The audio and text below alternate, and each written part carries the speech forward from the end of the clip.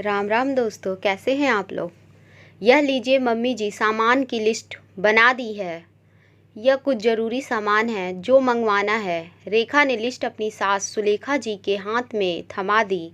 सुलेखा जी ने चश्मा ठीक किया और गहरी नज़र गड़ा के हर सामान पढ़ा।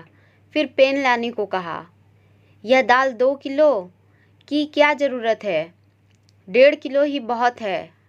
और यह चने, वह भी 1 किलो बहुत ज़्यादा है, यह भी कम करो।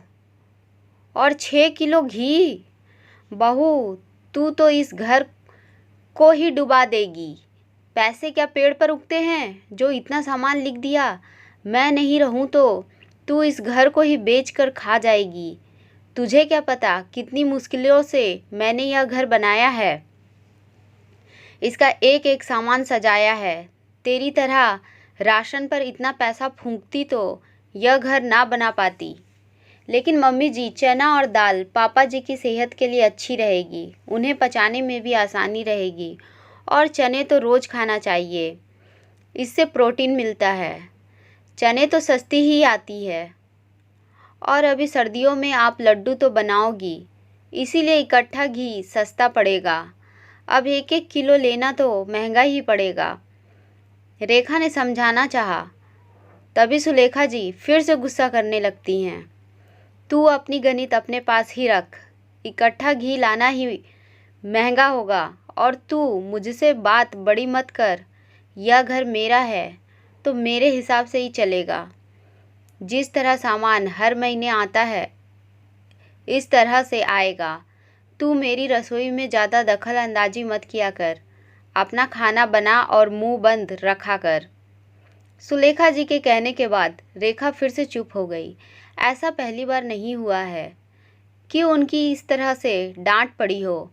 सुलेखा जी की तो आदत ही हो गई है। वह अपनी बहू को अपने पैरों की जूती समझती हैं और उसकी बिल्कुल भी कदर नहीं करती हैं। हर समय ताने देना, अपमान करना उनकी आदत में है। रेखा भी कुछ तो संस्कारों की वजह से सब सहन कर रही थी और कुछ उसकी मजबूरी थी। उसका पति विजय ज़्यादा कुछ कमाता नहीं था। ससुर सुभाष जी की तो सरकारी नौकरी थी, पर विजय ज़्यादा नहीं पढ़ा था, तो उन्होंने एक कपड़े की छोटी सी दुकान खुला दी। बस वह इस पर सुबह शाम बैठता था, पर कमाई इतनी भी नहीं थी कि दोनों जनों का पेट भी भर सके। घर का सारा मोर्चा खर्चा विजय के पापा ही उठाते थे, इसीलिए वह और रेखा उनसे दबकर रहते थे। इसके अलावा सुलेखा जी की ही घर में चलती थी। वह पूरे घर को अपनी उंगली पर रखती थी और सब घर वालों को नचाती थी। सुलेखा जी का एक ही बेटा है, विजय। पढ़ाई में ठीक नहीं तो ज़्यादा ऊंची पढ़ाई नहीं कर पाया और घर पर ही रहा। अब भला बेरोजगार लड़के से कौन अपनी लड़की की शादी करता।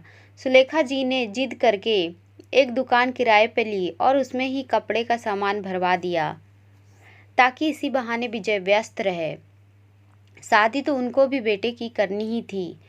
कोई भी लड़की वाला आता तो वह यही कहती, एक ही बेटा है हमारे, आगे पीछे जो भी है सब इसका ही है।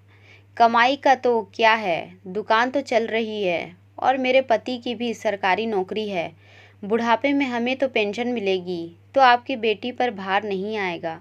वह हमारी जिम्मेदारी से मुक्त रहेगी। इतना बड़ा घर भी है और रहने वाले हम 3 लोग हैं। आपकी बेटी आएगी तो हमारे घर पर राज ही करेगी। यह घर सोना चांदी सब उसका ही होगा। रेखा के पिता ने यह सब सुना तो उन्हें लगा कि उनकी रेखा तो इस घर पर राज ही करेगी, इसीलिए उन्होंने हामी भर दी। रेखा को यह रिश्ता पसंद नहीं था, पर उसकी बड़ी बहन मानसिक रोगी थी। पापा मम्मी की उसके कारण तनाव में रहते थे। बहुत जगह इलाज कर चुके थे, बहुत सा पैसा भी लगा चुके थे। ऐसे में उनके लिए शादी करना आसान नहीं होगा, पर बेटी की शादी तो करनी ही है और छोटी बहन भी कब तक कुंवारी बैठी रहेगी। सब सोच समझ कर देखकर कि रेखा के पापा ने हामी भर दी। पर वह यह भूल गए कि लड़की की शादी के लिए घर परिवार और ससुर जी की नौकरी से ज़्यादा ज़रूरी है कि लड़के की काबिलियत और उसकी कमाई देखी जाए। आखिर लड़की को ज़िंदगी लड़के के साथ ही बितानी है। पति की कमाई हो तो सर ऊपर उठाकर चल सकती है, गर्व से जी सकती है। रेखा और विजय की शादी हो गई। शुरुआती दिन तो अच्छे रहे, पर बाद में उसकी सास ने अपने रंग दिखाने शुरू किया। उसकी सास उसकी हर बात और हर काम में टोका टाकी करने लगी थी, जो उसके लिए असहनीय थी। हर बात में वह यह जताने लगी थी कि उनके पति कमा रहे हैं तो उसे सोच समझकर खर्च करना चाहिए। रेखा चाय बनाती तो सुलेखा जी टोक देती, थोड़ा दूध कम डाला कर, दूध आजकल बड़ा महंगा हो गया है। कपड़ों पर ज़्यादा साबुन मत घिसा कर, तेरे ससुर जी बड़ी मेहनत से कमा कर लाते हैं। ज़्यादा देर तक लाइट पंखे मत चलाया कर, अब बिजली का बिल विजय तो नहीं भर देगा। यह टीवी देखना तो लाइट की बर्बादी है, इन सब से कुछ मिलता नहीं है। रेखा का जीना मुश्किल हो गया था। वह मायके भी कुछ नहीं कह सकती थी, क्योंकि उसके मायके वाले वैसे ही बड़ी बेटी की बीमारी से बहुत परेशान थे। रेखा छुपकर आंसू बहा रही थी। अब सास तो रोज़ ही यह जताती थी कि उसके घर उसकी पति की कमाई से ही चल रहा है। सच है, जो ज़्यादा कमाता है वह सबके सिर पर सवार रहता है। सुलेखा जी के व्यवहार में कोई सुधार नहीं आया और उधर विजय की कमाई भी ज़्यादा नहीं बढ़ी थी, इसीलिए वह अपना दबदबा बनाए रखती थी। विजय सुबह का गया रात को घर आता था। वह अपनी पत्नी को कभी कहीं नहीं घूमने या सिनेमा दिखाने भी नहीं ले जाता था, क्योंकि थोड़ी बहुत जो दुकान से कमाई होती थी वह दुकान का किराया भरने में ही काम आ जाती थी, और ऊपर से विजय के पापा अपनी कमाई में से पैसा देते थे।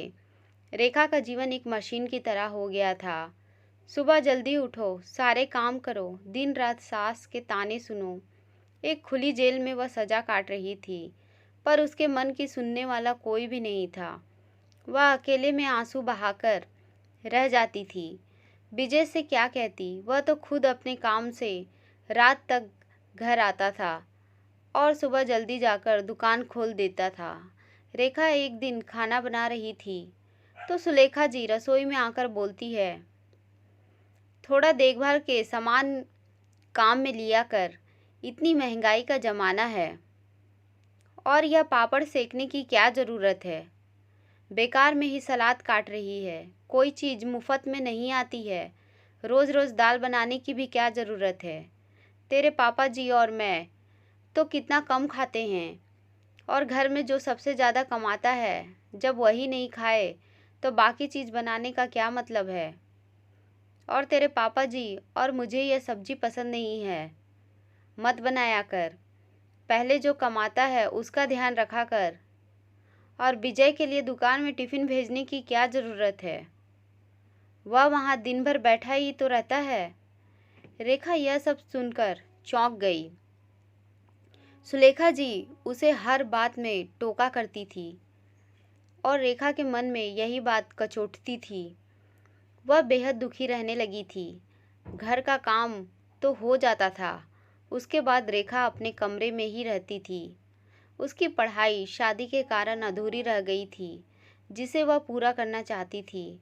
उसने अपनी सास को अपने फैसले के बारे में बताया तो वह भड़क गई। अब भला पढ़ाई लिखाई करके क्या करेगी, शादी तो तेरी हो गई है, तू घर ही संभाल। पर इस मामले में रेखा के ससुर जी ने उसका साथ दिया। तुम्हें क्या है, तुम्हारा काम तो हो जाएगा, उसके बाद बचे समय में यह पढ़ना चाहती है तो क्या बुराई है। हमारा बेटा तो नहीं पढ़ पाया, कम से कम बहू तो पढ़ाई कर लेगी। हो सकता है यह पढ़ाई करके अपने पैरों पर खड़ी हो जाए तो हमारे विजय का भी तो भाग्य खुल जाएगा। ससुर जी की सहमति मिलते ही वह पढ़ाई में जुट गई और उसने अपनी डिग्री पूरी कर ली। डिग्री पूरी करते ही सुभाष जी ने उसे प्रतियोगी परीक्षा का फॉर्म भरने दिया। और कुछ महीनों बाद ही रेखा की सरकारी नौकरी लग गई। यह बात उसकी सास को हजम नहीं हुई। पढ़ाई तक तो ठीक था, अब बहू नौकरी करेगी तो घर पर कौन संभालेगा और वह किस चीज़ पर राज करेगी, किस पर। विजय अपनी पत्नी की सफलता से बहुत खुश था। वहीं सुभाष जी ने बहू को बहुत सारा आशीर्वाद दिया, पर सुलेखा जी अड़ गई कि बहू नौकरी नहीं करेगी। ठीक है, पढ़ाई कर ली, परीक्षा दे दी, नौकरी भी लग गई, पर नौकरी करना ज़रूरी तो नहीं है। तेरे ससुर जी कमा रहे हैं, हम खुद भी खाएंगे और तुझे भी, तेरे पति को भी खिलाएंगे। मम्मी जी, खाना तो भिखारी को मंदिर के बाहर भी मिल जाता है, पर पेट भरना ही काफ़ी नहीं है। उसे कितनी बार दुत्कारा जाता है, भीख के लिए सुनाया जाता है, उसकी हंसी उड़ाई जाती है, उसका अपमान किया जाता है। रेखा ने कहा, मैं भी यह सब सहन कर रही हूँ। मैं इस घर में रहती तो हूँ, खाना भी खाती हूँ, पर वह इज्जत की रोटी नहीं मिलती, क्योंकि वह रोटी मेरे पति की कमाई से नहीं, मेरे ससुर जी की कमाई से आती है, और उसके लिए मुझे ताने दिए जाते हैं। मैंने सब सहन किया, क्योंकि मैं तब मजबूर थी, पर अब मजबूर नहीं हूँ। अब मैं भी अपने पैरों पर खड़ी हूँ, मैं इज्जत की रोटी खा सकती हूँ। मेरे पापा ने मेरी शादी कर दी क्योंकि उनकी मजबूरी थी। मैंने मम्मी पापा का मान रखने के लिए शादी की थी। मुझे लगा था कि चलो कोई ना, एक ही बेटा है तो मेरी सास अपनी बहू को लाड़ करेगी, पर आपने तो मुझे दिन रात ताने दिए कि मेरा पति कमाता नहीं है। पर मम्मी जी, विजय जी मेरे पति बनने से पहले आपके बेटे हैं। मैं भी कह सकती हूँ कि जब आपका बेटा इतना कमाता नहीं है कि वह अपनी पत्नी का पेट भर सके, तो आपको उसकी शादी क्यों की? क्यों किसी लड़की की ज़िंदगी बर्बाद की? क्या बहू को ताने देने के लिए ससुराल लाया जाता है ताकि वह यह सब सहन करती रहे? इन सब के बीच में मेरा क्या दोष है जो मुझे हर बात के लिए सुनाया गया? आखिर क्यों? आप मुझे कोई चीज़ प्यार से भी तो बता सकती थी। आप मुझे समझा सकती थी, कह सकती थी, कोई बात नहीं, अभी विजय की कमाई कम है तो क्या हुआ, आगे बढ़ जाएगी। यह दिलासा भी दे सकती थी कि अभी तो मैं और तेरे ससुर जी हैं, तो तू किसी बात की फिक्र मत कर, हम सब देख लेंगे, संभाल लेंगे। इन सब से मुझे कितनी हिम्मत मिलती। मैं आपके दिल से इज्जत करती हूँ, पर अब मैं और नहीं सहन करूँगी। मैं नौकरी करूँगी और अपना अलग घर लूँगी, जहाँ मैं इज्जत की रोटी खा सकूँ। यह सुनते ही सुलेखा जी के पास कोई जवाब नहीं था। वह मन में ही मन गिलानी महसूस कर रही थी। तभी सुभाष जी बोले, बहू तुम नौकरी करो, पर अलग घर की क्या ज़रूरत है, यही सब साथ में रह लेंगे। पापा जी, मैं आपकी दिल से इज्जत करती हूँ।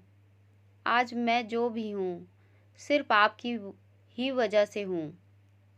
आप मुझे प्रेरणा नहीं देते तो मैं कुछ नहीं कर पाती, लेकिन अलग घर लेकर रहूँगी, चाहे आपके सामने वाला घर ही ले लूँगी, ताकि वहाँ मैं इज्जत से रहूँगी, अपनी मर्ज़ी से रह सकूँगी। अब मैं नौकरी करूँगी तो दिन भर बाहर रहूँगी, घर पर ध्यान नहीं दे पाऊँगी, फिर से घर में कलह होगी। वह सब मैं नहीं चाहती हूँ। इससे अच्छा है हम आमने सामने रहें, एक दूसरे के दुख सुख के साथी बनकर रहेंगे, पास भी रहेंगे और दूर भी रहेंगे। मम्मी जी अपना घर संभालेंगी और मैं अपना घर संभालूंगी। विजय भी चुपचाप खड़ा था। वह अपनी मम्मी पापा के सामने कुछ नहीं बोलता था, पर उसे भी पता था कि सुलेखा जी रेखा के साथ में कैसा व्यवहार करती है। उसने भी अपनी मौन स्वीकृति दे दी। रेखा ने ऑफिस जाने से पहले घर के सामने ही एक घर किराए पर ले लिया और वहां अपने पति के साथ इज्जत से रहने लगी। तो पाठकों, बेटा कमाता नहीं हो या कम कमाता हो तो उसका दोष बहू को क्यों दिया जाता है? सास ससुर जैसे दुख में अपनी बेटी का साथ देते हैं, वैसे ही बहू का साथ क्यों नहीं देते हैं? आपकी क्या राय है? हमें कमेंट बॉक्स में ज़रूर बता सकते हैं। धन्यवाद।